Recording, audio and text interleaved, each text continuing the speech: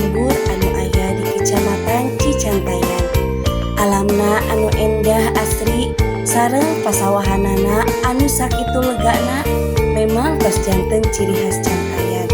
Salian ti matak tiis kana panon eta lahan teh mangrupikeun sumber kahirupan utama pikeun sabagian ageng wargana. Kusabab taneuhna anu subur, tataneun khususna pare jadi mata pencaharian anu geus turun temurun jaga. Istilah tatani panyangga tatanan nagari mangrupikeun filosofi anu jero pisan khususna di wilayah agraris sapertos Cantayan. Ieu mangrupikeun akronim anu populer diwanogkeun ku Presiden Soekarno dina taun 1852 pikeun ngagamparkeun pentingna peran petani pikeun nagari.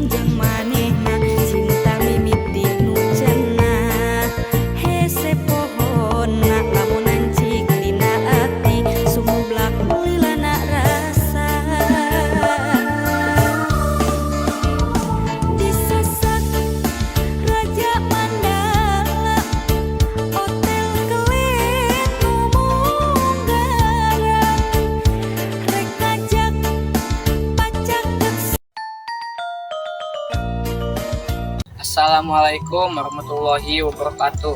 Sampurasun nepangkeun nama abdi Sigit Aditya kelas 9A MTS Yaspi Cantayan. Abdi teh gaduh tugas di sakola ngeunaan wawancara. Abdi di dieu bade ngawawancara salah sahiji patani anu aya di lingkungan Cantayan. Tetapi di bumi abdi kaleresan nyaeta Bapak abdi nyalira Bapak Risman. Assalamualaikum sampurasun ngireun siang Pak. Waalaikumsalam Rampes, naon jang? Punten ngawagel sekedap biasa abdi ngawawancara ngeunaan kegiatan melak penting di dieu. Biasa, Parantos sabaraha lami Bapak janten patani penting di dieu. abdi kantos 2 tahunan di dieu. Pak menati mimiti melak bini meningkat jasa dipanen 35 poe jang. sabar kali kedah di pupuk dina saminggu. Tidak saminggu teh sakali jang ngan beres saberak langsung nyemprot. Sama atau napi penyakit naon anu paling sering ngarajeng tangkal bonteng. Sama tina bonteng mah usah ukur hileud sareng cacantal. Upami nuju panen ieu biasana dijualna ka mana? Ka pasar langsung atau napi aya bandar anu samping. Ari abdi mah ngai cara ka bandar ngan make namanya sarami sorangan langsung ka Jakarta Tanah Tinggi.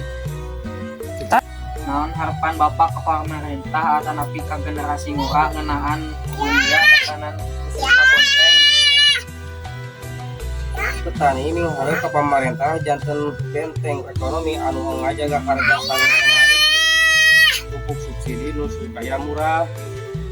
Petani ini harus banyak ngorate janten penggerakkan kelebihan separtos masuk ke teknologi dina ekonomi melaksanakan masakeun hasil tani kegengsian sareng kreatif dina ngolah hasil panen sangkan harga duit. Atur nuhun pisan Bapak kana lapasna mugi hasil panenna malimpah tur barokah.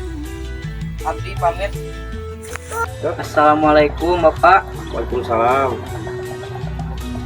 Mung sakitu hasil wawancara abdi sareng Bapak Risman mugi sadaya informasi nu parantos didugikeun tadi tiasa janten manfaat sareng nembih pengatuan kanggo urang sadaya.